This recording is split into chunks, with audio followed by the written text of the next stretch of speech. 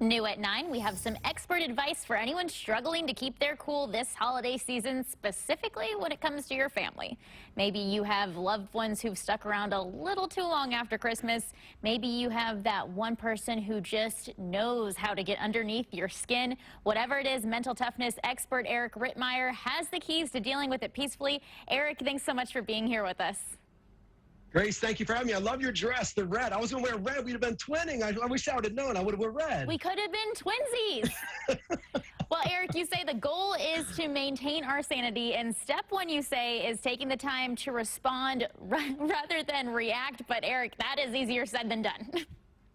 We all have the cousin Eddies, Grace. They pull up in the driveway, just rub them on his belly, Clark, right? So we all have the cousin Eddies. We have to get much better at controlling our emotion. When we react, it's knee-jerk, it's emotion-based. We just say and do things we don't really mean sometimes. As opposed to responding, we can process information logically and then give them a response that's a little more in tune with the setting, so we don't say and do things that are going to really upset people and ruin relationships.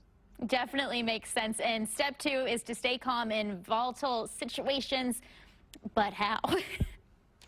It's difficult to do, right? I normally say vodka, but we can't do that anymore. So the key here is to mentally prepare. It's just like when we're on a diet. When we go to places where we know there's going to be food, we eat in advance. We plan in advance. We drink lots of water so we don't go in there and wax an 18-inch pizza. We have to do the same thing mentally. We go in prepared. So when that person says and does that thing that really upsets us, we're already there mentally. We already know how we're going to respond, so we're not going to say things that are really going to ruffle feathers. Preparation, definitely key to success. Step three, suspend your disbeliefs. What exactly do you mean by that?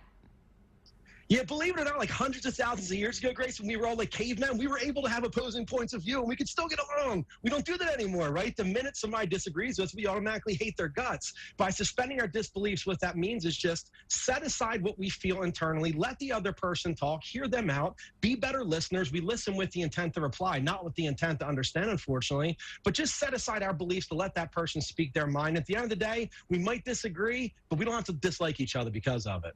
And probably a good idea to know your audience and maybe avoid certain conversations. Absolutely. We have to be aware. That's the key. Going into these situations, we can't be caught off guard. This is called systematic desensitization. Two of the biggest words in my language, I'd have no idea how to spell them, but we systematically desensitize our brain so we're prepared for it. When we get put in a situation, we've already been there so we can respond as opposed to react. And step four, obviously a very important one, know your triggers. We have got to be prepared, Grace, that the cousin Eddies are going to come in. These people are going to come in. We have to accept some responsibility internally. We have to be ready for it. So when it happens, we've already been there in our brain. We don't need to go nuts. We don't need to go crazy. Know the trigger's been pulled and recognize what's going to follow that is something that we're probably going to regret saying.